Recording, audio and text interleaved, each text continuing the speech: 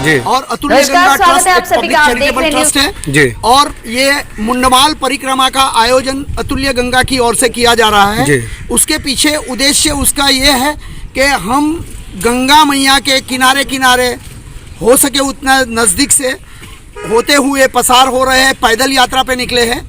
जो पैदल यात्रा कम से कम 6 हम हर गांव के लोगों से मिल रहे हैं, उनसे बात कर रहे हैं, स्कूल के बच्चों को मिल रहे हैं, उनसे भी बात कर रहे हैं और ग्राम प्रधान से भी मिल रहे हैं, उनसे भी बात कर रहे हैं। जैसे कि ये ग्राम प्रधान है, उनसे अभी बात किया कि हमें अपनी नदियों को साफ रखना है, उसमें कूड़ा कचरा नहीं डालना है और जो डाल रहा है उसे समझाना है कि इसमें कूड़ा कचरा मत डालिए, अपनी सेवा की सामग्री जो पूजा की सामग्री है वो भी मत डालिए और बरगद के पेड़ लगाइए, पीपल के पेड़ लगाइए, नीम के पेड़ लगाइए। दूसरी बात हमारी ये है कि हम अपने दूसरे दल जो हमारे दूसरे साथी है जो गाड़ियों में है, वो गाड़ी में साथ में वाटर पॉल्यूशन यानी कि गंगा नदी में जो प्रदूषित नाले हैं उसका जियो टैगिंग कर रहे हैं और साथ में पानी लेकर उसका सैंपल टेस्ट कर रहे हैं और उसका डेटाबेस बना रहे हैं, जिससे हमें ये मालूम पड़े कि अपना गंगा नदी का हेल्थ यानी कि इसकी स्वच्छता के स्वस्थ है या कितनी बीमार है वो मालूम पड़ेगा। जो हम ग्राम प्रधान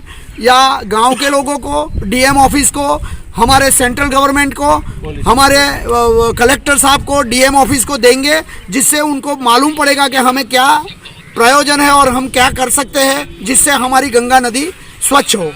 तीसरी बात है, हम इसके साथ साथ में एक वृक्षमाल तैयार कर रहे हैं जो कि गंगा नदी के साथ में, जैसे बताया कि नीम का पेड़ लगाना है, बरगद का पेड़ लगाना है और पीपल का पेड़ लगाना है, जिससे जब हम 10 साल तक ये लगातार कर रहे हैं, करने का आयोजन किया है, उसमें जब ऊपर सैटेलाइट से देखेंगे 10 साल के बाद में तो गंगा नदी के तमाम चारों ओर एक हरियाली दिखेगी, एक रास्ता दिखेगा जिसे हम वृक्षमाल बोलते हैं। वो वृक्षमाल ऊपर सैटेलाइट से दिखेंगी तो सब मिला के सबका साथ हो और गंगा साफ हो।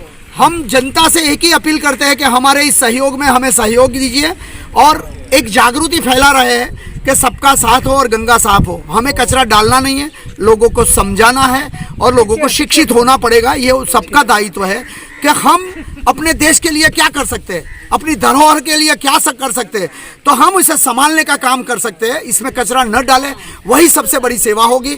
इसको पानी को स्वच्छ रखें, वही सबसे बड़ी सेवा होगी।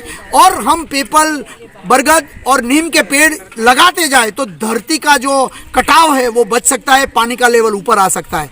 जय हिंद, जय भारत। आप लोग कब से यात्रा शुरू किए हैं? हम 16 दिसंबर प्रयागराज से ये यात्रा चालू किया है।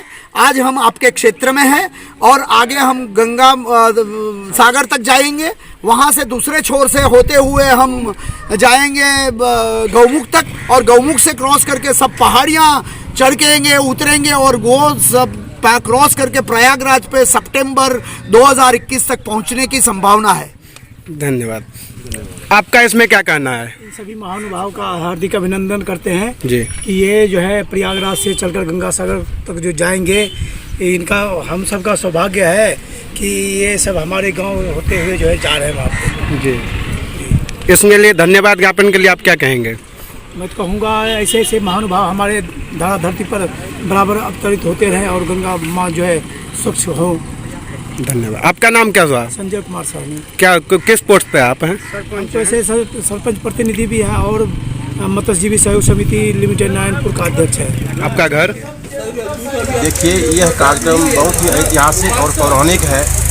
हमको काफ़ी खुशी हो रही है जो सेवानिवृत्त होने के बाद लोग अपने घर में आराम से ज़िंदगी जीते हैं, लेकिन इस परिस्थिति में भी ये लोग राष्ट्र की सेवा ही नहीं पर बहुत महान कार्य के लिए निकले हुए हैं।